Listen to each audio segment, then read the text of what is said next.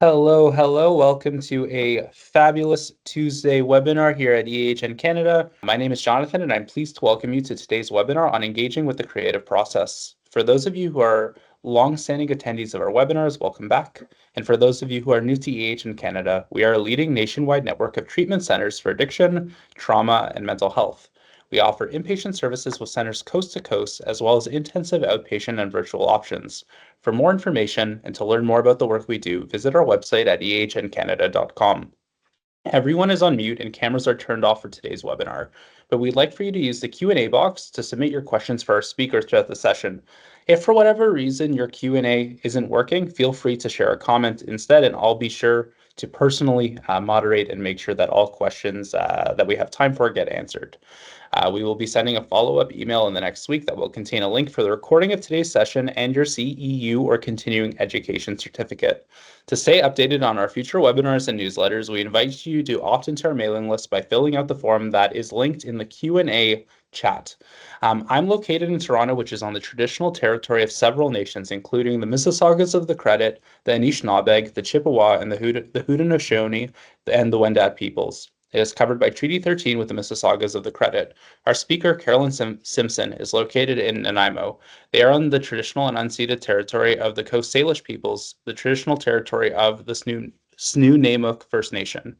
If you are new to this work and want to find out whose land you are on or grew up on, please visit www.native-land.ca.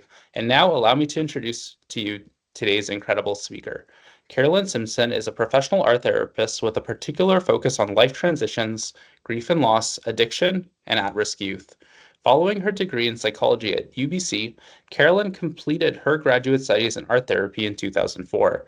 Carolyn has worked with the healthcare and public school system, several nonprofit agencies, and has developed and facilitated several community-based groups, and has presented workshops within the medical and mental health communities. Continuing her interest with addiction and mental health, Carolyn has been working with EHN Edgewood Nanaimo in the core, extended, as well as the Guardians programs. Now, without further ado, I'll hand the stage over to Carolyn. Good morning. Where I'm in Nanaimo right now, West Coast, we are still morning, good afternoon, and evening might be where you are. I'm just so excited. I'm nerve-sighted, as my kids would say.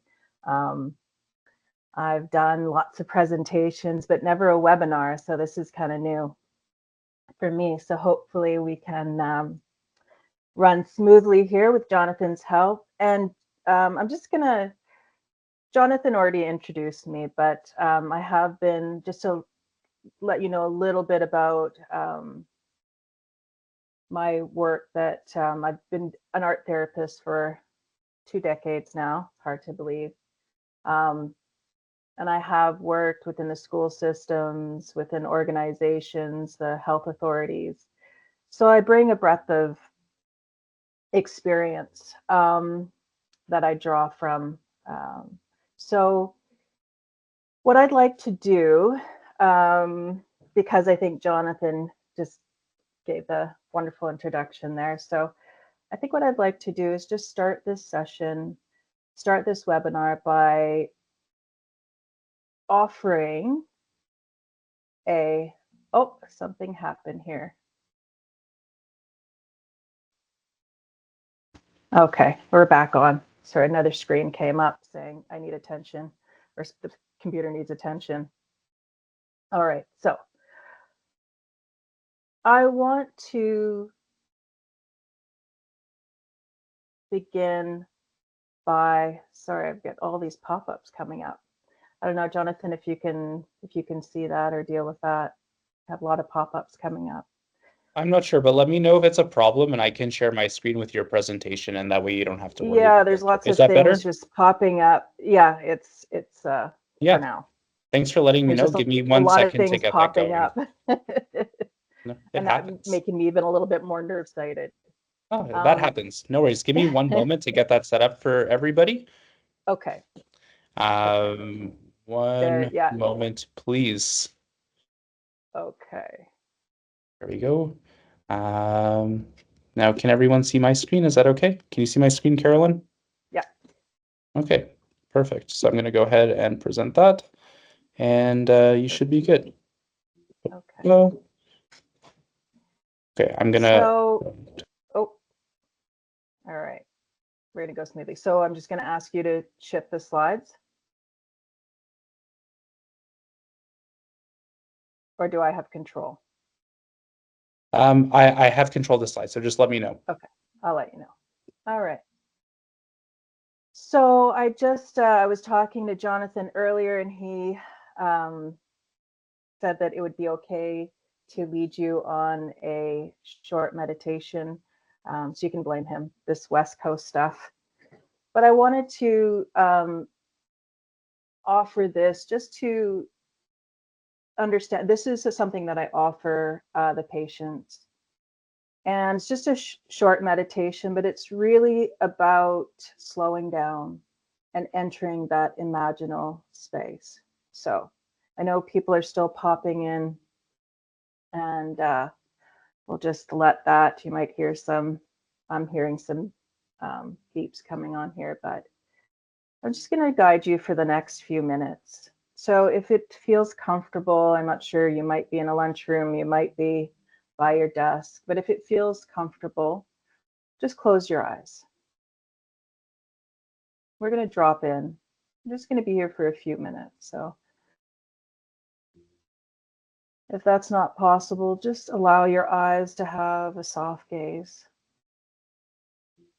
And as you drop in, notice what you notice. We're going to just notice now the breath that comes in with ease and leaves.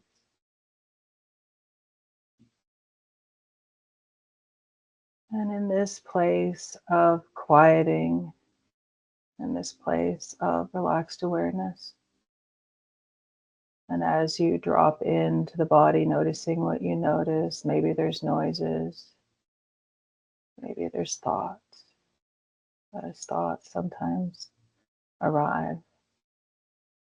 But just allow the noises or the thoughts to arrive and allow them to leave without judgment. You don't have to attach onto any one thing. And with the eye of the imagination open, I'm going to get you to imagine yourself on a beach. You're by the shore and your toes are in the sand. And maybe you just put your toes, dig your toes a little deeper into the sand, feeling the coolness. And as you arrive here, maybe you notice the sounds. Maybe you can smell the salty air if you're by the ocean. Maybe this place is familiar to you, or maybe this place is something that you've seen in a magazine. But just allow yourself to arrive. You might feel the sun warming your skin, or breathe, noticing what you notice. And as you stand here with your toes in the sand, you feel the water coming in and coming over your feet, over your toes. And perhaps you find yourself standing or sitting or even lying down in the sand. But I want you now just to find that rhythm of the water, the ebb and flow. As the water flows up, you breathe in. And as the water recedes, you breathe out. Just take a couple of breaths here, noticing the rhythm of the water, the rhythm of your breath. And the next time the water comes in, just notice there's a pause. And as you notice this pause, you pause your own breath from the inhale and the exhale. Take 2 more breaths here, noticing what you notice, dropping in.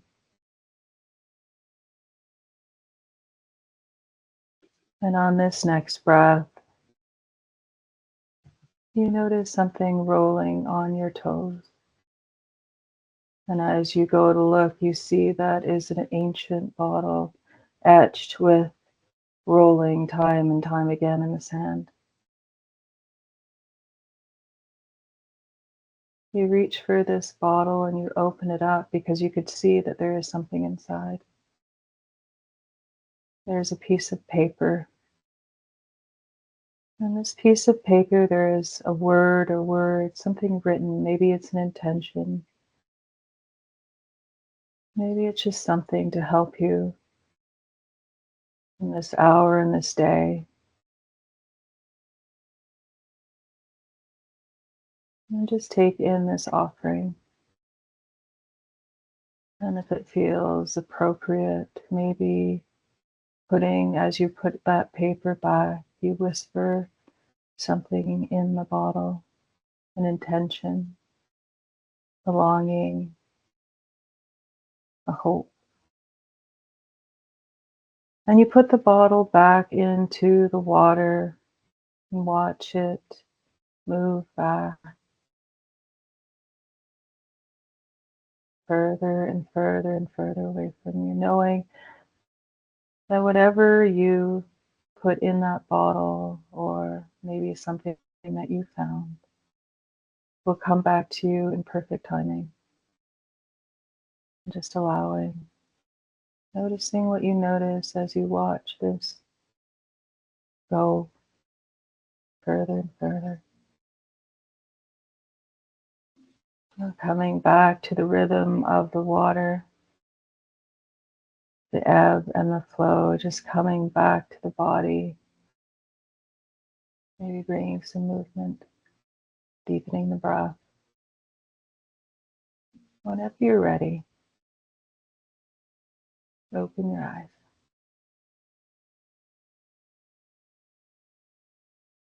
And we will arrive back in this time at this webinar. Okay. So, Jonathan, are we back? We're back, and I'm here. Just let me know when you'd like the next slide, and I got you, my friend. Okay, right now. So we'll just go through these slides. We're doing the right brain. Now we're going to go into the left brain. So art therapy. So for some of you that don't know what art therapy, the profession is an established mental health profession that uses the creative process of art making to improve and enhance the physical, mental, and emotional well-being of individuals of all ages. It is based on the belief that the creative process involved in artistic creation or self-expression helps people resolve conflicts and problems, develops interpersonal skills, manage behavior, reduce stress, increase self-esteem, self-awareness, and achieve insight. That is directly from the Art Therapy Association, the American Art Therapy Association. Next slide, please. Next. So what is art therapy exactly? You know, the profession, but what is it? So we're just going to go through this fairly quickly. So the roots extend as far back as prehistory, when people used to draw in caves and we saw evidence of information being passed and just to express their own world. Art therapy emerged as a profession in the 1930s, 1940s, Margaret Nuremberg, but it really has the roots in the psychoanalytic tradition. So which considers both the conscious and unconscious meaning of art produced. So sort of based in that Freudian understanding of the nature of reality, what is unseen. And then his student, Jung, is really considered the founder of art therapy, because he used mandalas, which he believed was the meaning, the Sanskrit for wholeness. So most art therapists today combine techniques of the fields of art, psychology, and therapy. So when we look at art therapy, it's sort of on a continuum. So art is healing and art is psychotherapy. So when we look at art as healing, imagine when you go to an art gallery or a museum and you see an art piece and it moves you. I remember the first time I saw a Van Gogh um, in real time, an actual, and because I've seen pictures, it was, didn't move me or anything. But when I actually saw the Van Gogh, the layers, the intensity, it was something that I'll never forget. Um, and it could go, we have these coloring books. They call it art therapy, but because there's mindfulness, there's a place that we can relax our bodies. That is art as therapy. So when we go on the other side, art as psychotherapy, it's really talking about when we work with people over time. So I used to work for Fraser Health on the mainland, and I would see right away 12 sessions, and then I would just, if I needed, I would request more. And so what I would look for, and that was more on that part of the continuum, because I would see themes emerge. Um, and but for art therapy, we kind of go in the middle. I get 2 sessions with clients for groups, so not a lot of chance for themes to emerge, but definitely things do show up, and they're well supported in EHN and Edgewood, where I work. All right, next slide, please. So I will be using art therapy and expressive arts therapy interchangeably, but our expressive art therapy is basically the umbrella term for creative therapy. So we've got art therapy, we've got music, dance, drama therapy, Santre, and within the session we could use creative writing and journaling, poetry, storytelling, and play and imagination. So I'm an art therapist, but I do use Santre in my sessions, creative writing, poetry, storytelling, play, imagination. I really do want to do dance therapy, but there's not enough room in my office, so maybe next year. So what I tell folks about art therapy or expressive therapy, I often refer to it as brief therapy, because when we are working, if what they say is true, that most of our behavior comes from that place of the unconscious, we want to know who's driving, right? So when these behaviors come up, creative therapy, brief therapy, it kind of gives us, art therapy, it gives us a door into that place of the unconscious, because our language share the same language. So it is through symbolism and metaphor. All right, next slide, please. I just wanted to show you this because we were just talking about working with the play and the imagination. This is an open art studio that I held this past Sunday, and we were doing healing dolls, spirit dolls, worry warrior dolls. But I wanted to show you this because really engaging with that imagination, really engaging with that storytelling.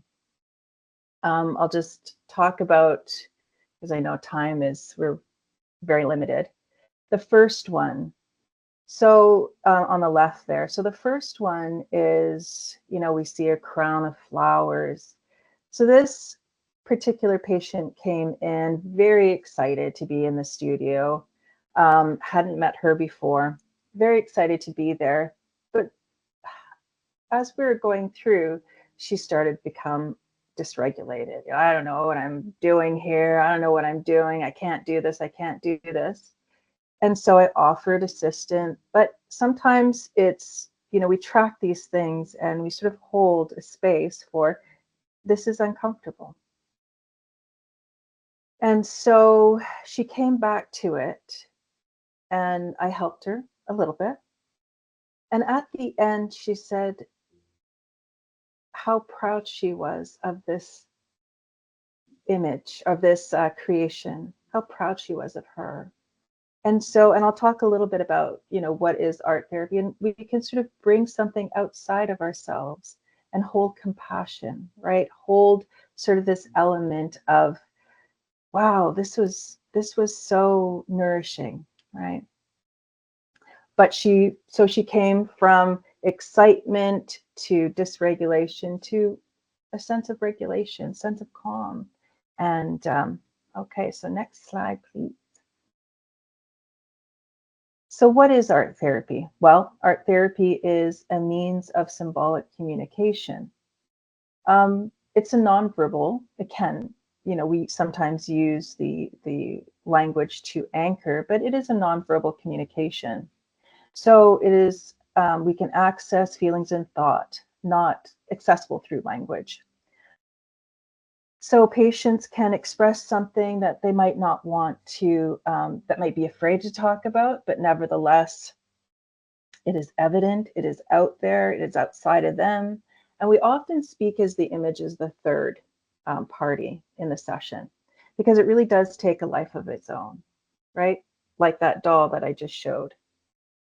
So, there's safety in that, right? Maybe there's something that's still digesting and bubbling and they're not quite ready. But I do encourage, when I'm processing with the group, I do encourage, some sort of verbal, sharing. But if things are still digesting, talk to their counselor. We've got great support. So I'm very grateful for that. So the other one, art making is seen as an opportunity to express oneself imaginatively, authentically, and spontaneously, which over time with guidance can help support new insights, new understandings, and information and transformation. So I'll give you an example. Last week, I was working with someone in the sand tray. And I'm not sure if anybody is familiar with sand tray, but we have a bunch of figures and I'll ask them to pull at least 3 or, up to 15 and place them in the sand tray, tell a story. And so this one patient, said, well, I had a good childhood. It was good enough, right? But when he was in the sand tray, his mother was, as he picked a figure, an animal, the tiger, as the mother, and he was a different animal, and there was lots of different things in the sand tray. But one of his things the insight that he had, express oneself imaginatively, authentically, and spontaneously. What happened in that space is that he realized that his mother, so the tiger was turned away from him, and he was turned towards the tiger, and he really deepened. I think he already had that understanding or knowing, but it sort of bubbled up from that place. And he longed for his mother's attention his whole life. There was attachment issues, and what happened later on, he became a very proficient. His habit was to be a people pleaser, right? So it gave him a window into what was going on for him, or the behavior, or why this was. Okay, so the product is as important as the process. In fact, so there's neither judgment nor emphasis placed on the art itself. And sometimes it's the process that is much more, we hold space for that, right? Because there's lots of stuff that happens. We get to check in with ourselves in that present moment, in the emotional body. And so as an art therapist, I track.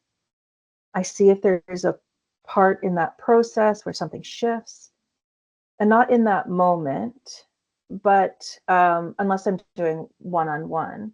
But I will just, in that moment when you did this, what were you noticing? What was in your body? Or I saw something shift when you're in that part of the process. So we can really check in with that. So only the client knows their own internal language. I cannot interpret as much as I really sometimes want to. Um, there might be universal symbols in the art expression for sure. The way that you express yourself through art and images is often very personal.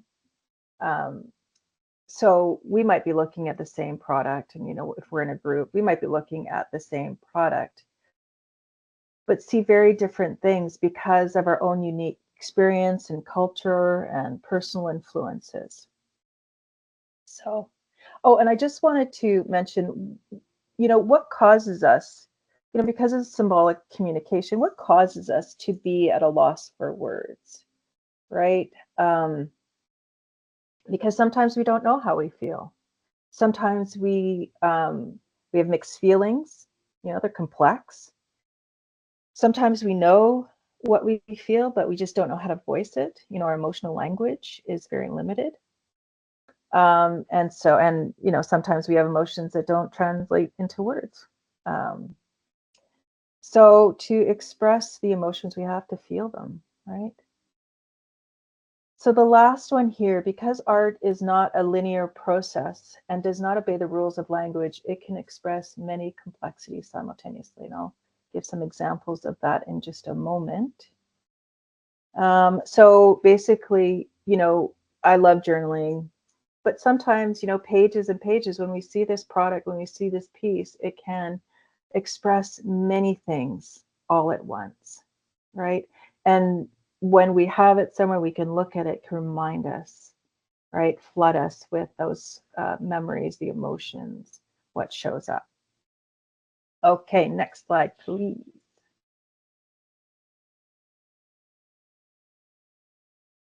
Next slide. Okay. So, I'm going to talk about mental health, addiction, and trauma sort of as a topic. We're just going to weave back and forth. Um, but mainly I'm going to talk a lot about, the what we experience and how we can regulate the trauma. Um, so I'll just quickly go over this. The goal of to use art therapy to reduce barriers through awareness. So through the creative process, patients can explore complex emotions associated with addiction in a non-judgmental space, and offers the opportunity to address these wounds and traumas that might have contributed to their addictive behavior. So, that language that we have, right, to access the unconscious. They can reflect on their artwork, and there might be a possibility for insight for their personal story, their personal identity. This process of self-exploration encourages patients to embrace their unique qualities. It guides them in recognizing inherent worth and potential, and leads them back to that place of, well, leads them back, but hopefully holds that place for compassion, right? So many of when we're working with addiction and trauma, it's like there's a lot of shame, right? So next slide, please. Thanks, Jonathan. So how do the creative arts support recovery and trauma? The answer comes from a growing body of neurobiology-informed research and BrainWise applications. If you don't know about the BrainWise, it is a formula that supports the nervous system. So enhances concentration and boosts memory, enhances the social and emotional cognitive skills. So I'll just go through this. The nonverbal communication, we've already touched on that, but the implicit, the embodied expression, the felt sense, the window to feelings, the affective and self-regulation. So we get to feel better, reduce stress. So we don't do this so much we do break bowls, but when I used to work with kids, they would throw clay. They would punch that clay. They would create something from that clay and then break it down, right? So really putting some energy. So when we talk about, so important when we're working with trauma, the lower to higher brain. Dr. Rick Hansen talked a lot about this, that reptilian part of that brain that is rigid and hard, um, fast, um, that needs a lot of repetition and reassurance, right? Needs a lot of calm. So when we're working from the lower to higher brain, we look for regulation, for calm, right? This is why we started with a meditation. We're looking to slow down, which precedes the relationship, right? The attachment and reasoning. So we're working from the um, regulation to the relationship to the reasoning. So the lower to higher.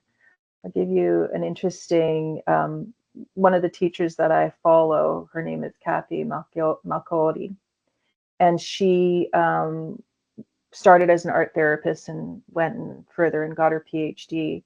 And she's American, so she would work in, she was called in sort of the mass shootings, and unfortunately there's many of them in the States. But she was speaking of 9/11 and Sandy Hook and many other traumatic events. And they would go in with counselors and, get people to try to talk about what's going on. But people are in that speechless terror, right? They couldn't come to that place of attachment, of that relationship. They needed to calm. And I think someone brought their dog in, and they just saw that when they brought an animal in, that it helped bring everybody down. It helped to regulate. So now they get called in. So they have therapy dogs, because before they do any talk therapy, they will bring therapy dogs in. I thought that was really beautiful, because we need to find that place of calm. Okay. Action oriented. So mastery. So when we are working with trauma, there is an increased feeling of disempowerment, and a sense of confidence. And with treatment and art therapy, it involves doing something, right? When individuals respond in a freeze response, they need to get moving, they need to get going. And so the art itself becomes a vehicle for self-expression, right? And doing something. So, and, especially when we can get something, and have something in concrete before us, when we are working with addiction, and when someone could see their substance use in a concrete form, it helps the individual look at it with greater perspective and objectivity. I had a teacher that said, it is our responsibility in society to go and look for the missing. The ones in deepest pain are not the ones that scream. It is the quiet, it is the muted, and it is our responsibility to detect the missing. And so the highest indicator of stress is freeze. So we are locked in that mute pain. Okay, right mind to right mind. So that's the connection, the positive attachment. So with art therapy, it's a whole brain experience, but generally it's right brain dominant, right? So the right brain is associated with development of the earliest years of life. Pre-verbal, we put the images, and then we put language to those images, which can be quite cumbersome, right? So, and then novel possibilities for meaning making. So we make meaning all the time. And I'm just going to give you an example of that. Can you put the next slide on there, Jonathan? Brene Brown says this about meaning making. If we want to make meaning, we need to make art. As long as we are creating, we are cultivating meaning. So here we have a project that I offer. And I brought this project. It is based on the art of kintsugi, which is based on the philosophy of wabi sabi, which says that we embrace our flaws and imperfections. So I brought this on board because so many people would come in and say, I'm broken, I'm lost. And I said, well, okay, let's make meaning, let's show me.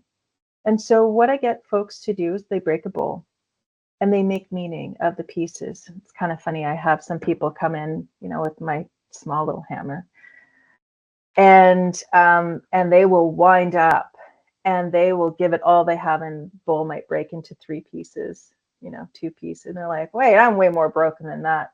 But as they make me that, oh, that makes sense, there might be 3 people in my family, or they make meaning, right?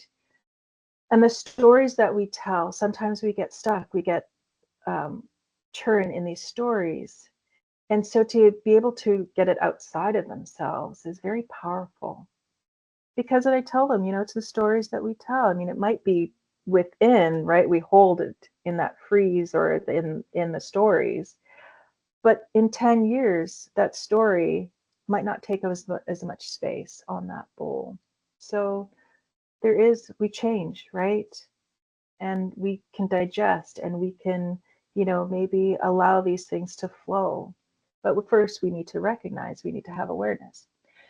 So on the outside of the bowl, as you could see here, the bowl there's a few different, and sometimes we get a lot of breaks. But what I encourage them to make meaning is, the grief and loss.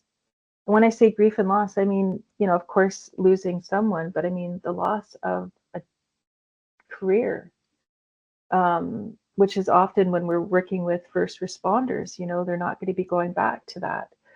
So the loss of, and we go through change and loss all the time. So, loss of an expectation of where I was going to be at 40, right? And then, of course, the trauma, the childhood trauma. We talk about the shoulda, coulda, wouldas, right? Those break us. We talk about our own negative beliefs about who we are. And then we look on the other side. How'd you get through it? So in all these pieces, you could see some that have things that are written, and we use the words to anchor in, but this is art, so they don't have to. They can just and look at some of these. I mean, the bowls that come up. I only have a few examples here, but sometimes they don't even come back as the bowl. Sometimes it's angel wings. Sometimes it's a whole different structure. Sometimes it's a lotus. Like I had one gentleman create his bowl into a lotus flower. No mud, no lotus. All right. Thank you, Jonathan. Next. All right. I'm not going to go through this because I'm just looking at the time. But I wanted to put this up there, trauma-informed art therapy. And I wanted to put, I think this came out about 10 years ago.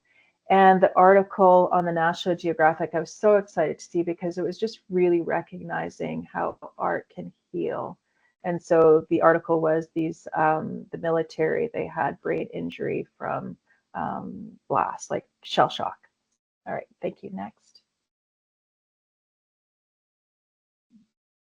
All right, I wanted to show you some of the masks that were created by first responders. And I'm just going to grab my little notes here because I have. So the one I just wanted to show you, the one on the left is righteousness. So you can see the eyes are turned towards the nose. There's a forked tongue, but it's golden, right? The righteous words, the forked tongue. But when you hold this mask, it's heavy. And that's what righteousness is. I mean, it's the victim mindset, but it's heavy. So there's a lot. Remember what I said, simultaneously, express complex emotions, complex things that. So here is something that there's a lot here. So there's the sense of the trickster of, there's a crown on. So she's holding this crown. And so, but it's heavy, right? So on the inside, I just wanted to show you in this slide that I'll show you some more masks, but on the inside, I asked them, so when we look at the healing journey, there's this being inside, and when we talk about masks, there's the scared self, through things that have happened or experiences. The scared self says, you know what, you've been hurt, I'm going to protect you. And then we create walls, we create masks, and over that is the act, right? So I asked them when they're working on the inside of the mask to really think about this being. What would it look like? And so for this one on the left, she said, the clarity of mind and transformation, the butterfly is one of our greatest symbols of transformation. And there's a pearl in the mouth, speaking wisely. So there's a real shift in here of her own understanding. The one on the right here is she worked in the criminal justice system. She was in a hostage situation, so you can sort of see that Hannibal Lecter kind of look to that mask. And on the inside of this, she worked on this for, I think, 2 sessions. I got her back, but she layered and layered and layered. But she talked about the hope, right? That there was this sort of, and it was more in that process, right? That she did have hope for the future. That being, you know, just to peel away those layers that she was there. Okay, next. Thank you. Next. So before I talk about the shadow, I just want to touch base on what it is for post-traumatic growth. The most essential elements of resilience, recovery, and post-traumatic growth. So connection to self, to others, something beyond ourselves. You know, if addiction is disconnection, right? We were looking for connection, compassion for self in particular. So if shame is the nourishment for addiction or behavior, then compassion is the bubble wrap. And I often in session will offer the Ho'oponopono prayer. I don't know if you've heard of it, but I think it's just powerful in its simplicity. And it just goes, it's a Hawaiian prayer for repair between families and between the self. We can have no repair between the other unless we come home to ourselves. So I'm sorry, please forgive me. Thank you, I love you.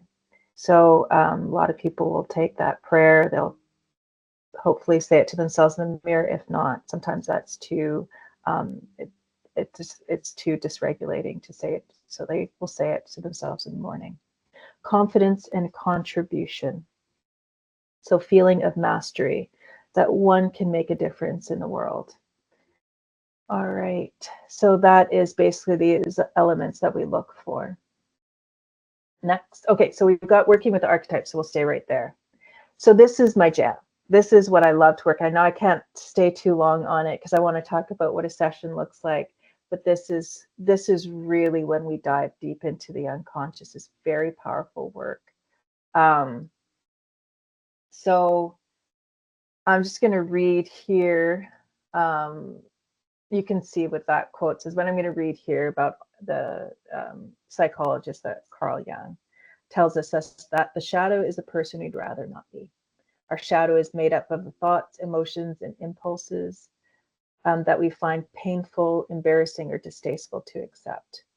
So instead of dealing with them, we repress them, right? So I want you to imagine a beach balloon. We push it down, our arms get tired, we get distracted, it pops up, right? The behavior. So, so, you know, we see the behaviors when they pop out, we see these things, but what we're looking for is the thoughts and the feelings that are behind those behaviors. And sometimes they create a feedback loop, right? We think something, we feel, we think. Behind that is our negative core beliefs. And that's what we're really trying to dive into, you know, scratch the surface. Because we want to know who's driving. Is it that 2-year-old, that, you know, inaccurate beliefs that we drew as a kid that became our beliefs about who we are? So, you know, is that 8-year-old? The poet and author Robert Bly, I don't know if anybody knows about Robert Bly, but he wrote Iron John. He describes the shadow as an invisible bag that each of us carries around on our back as we're growing up. We put in the bag every aspect of ourselves that is not acceptable to our families and our friends. We spend the first decades of our life filling up our bag, and then the rest of our life trying to retrieve everything we've hidden away. Well, some of us do. Some of us have to hit that proverbial wall. So I'm just going to briefly just touch on this because I do want to get to when we look at, it says good archetypes, shadow archetypes, but the best expression, but each of these archetypes has a need. When I'm working with first responder, the hero comes up quite a bit, mastery over our own world, the world outside of us.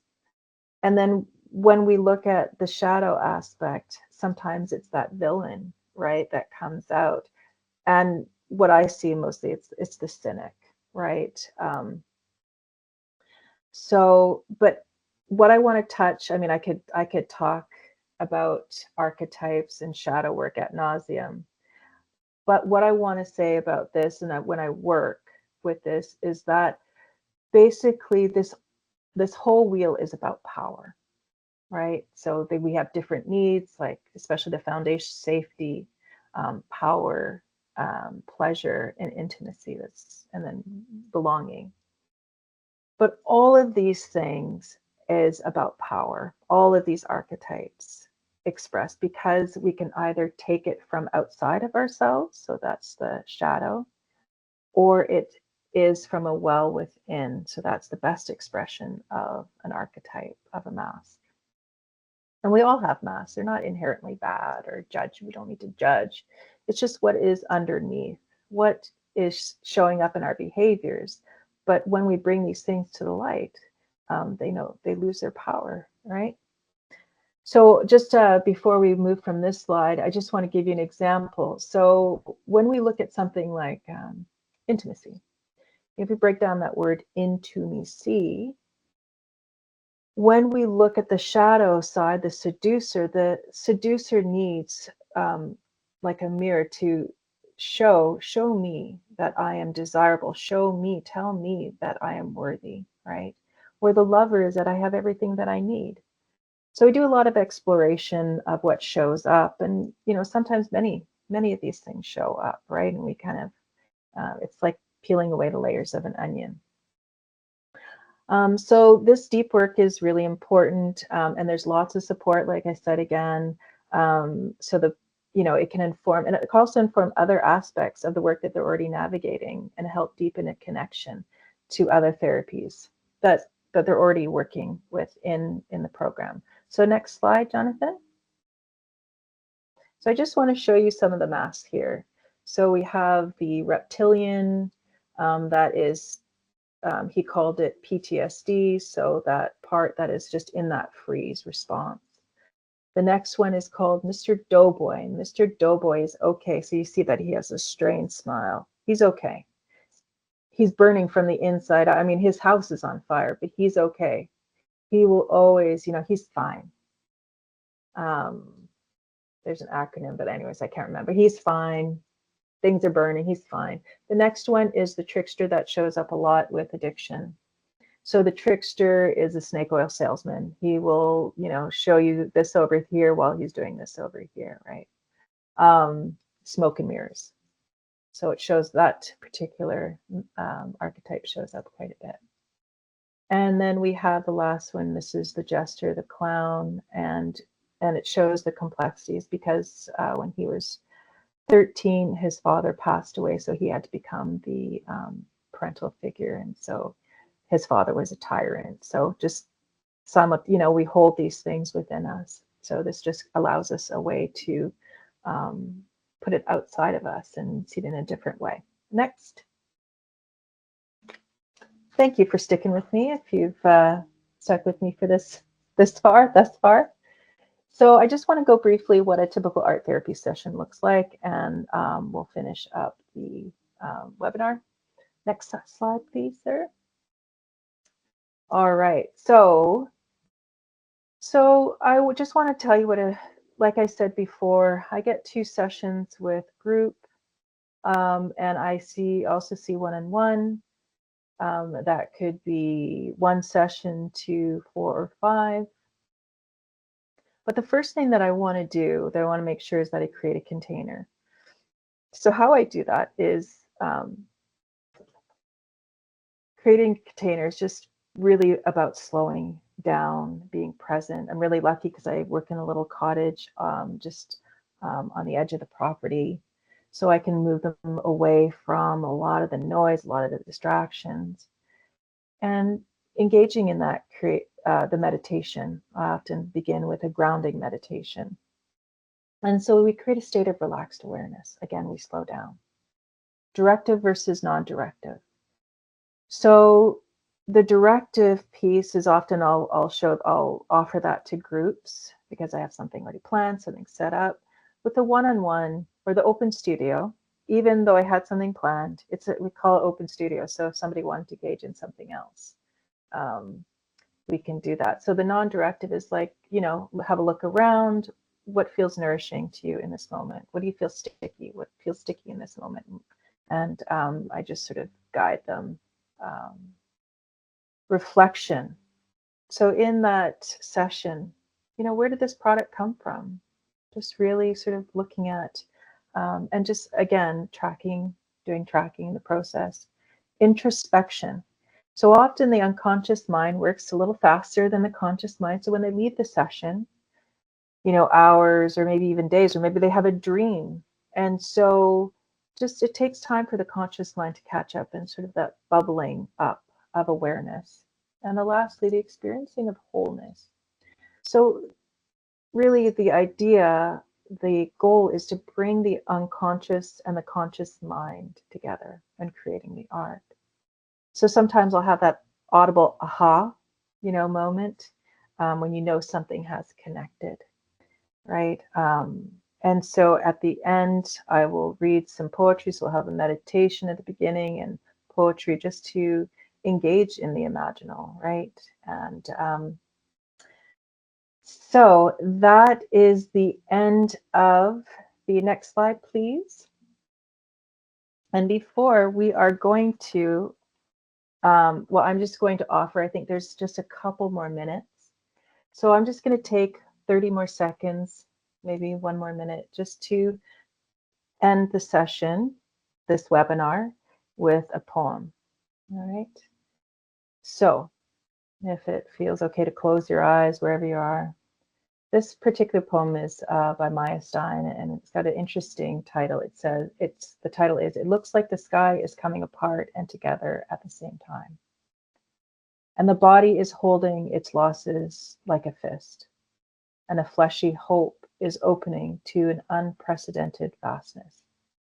And whatever we think we are leaving behind will keep insisting, and the things that we desire will elude us. And our efforts will pose as failure, and we will not recognize how far we have come, and we will solve one problem and create another, and we will feel broken, and we will not be broken, and the silence will be deafening, and we will love destructively, and no one will appear to be listening, and there will be too many doors to choose from, and we will keep saying, I don't know how to do this, and we will be more capable than we ever imagined." So thank you for giving your time, your lunch hour, wherever you are. Thank you very much. That is it.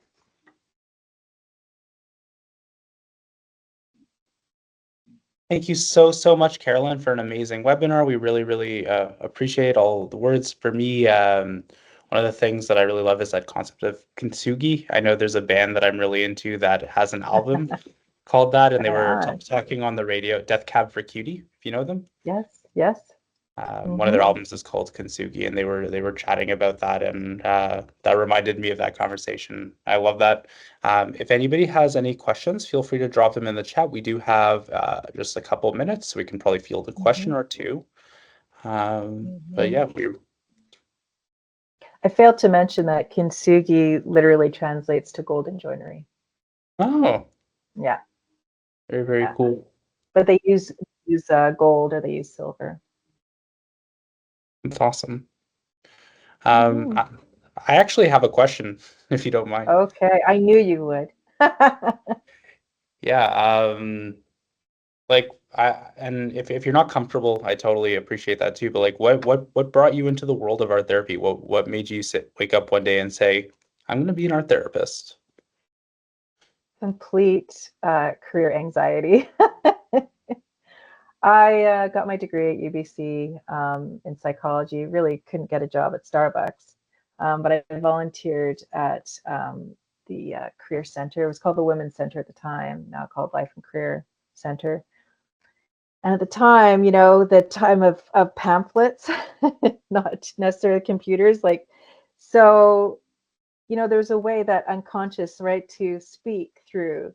So what happened was, within about a week and a half, I had a friend say she was going through massage therapy school. I said, I have an art therapist. I think you'd be really good at this. I'm like, what is art therapy? And then I was going through the pamphlets when I was volunteering, and art therapy pamphlet fell in my lap. Okay.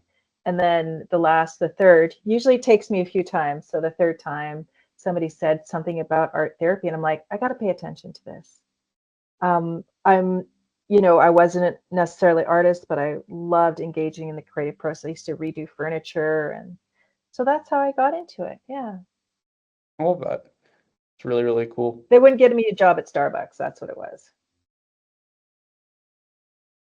Well, I think you're doing some really, really incredible work. I'm excited to come out to Nanaimo one time and meet and get to learn a bit more too. You know what? You come over here, you break a bowl. That's the deal. Sounds good to me. We have one last question from Amanda Butler. She's asking, they're asking, do you see people privately or only with Edgewood? Right now, only with Edgewood. Yeah. Well, thank you so much. I used to have a private practice for years and years and years. So kind of enjoying the 3-day work week. Now you're in the EHN family. That's right. Awesome. Well, thank you so much, everybody, for coming out, for spending your lunchtime with us. I hope you all have a fabulous Tuesday, and we'll see you at the next webinar. Have a fantastic day. Thank you very much, everyone. Thank you.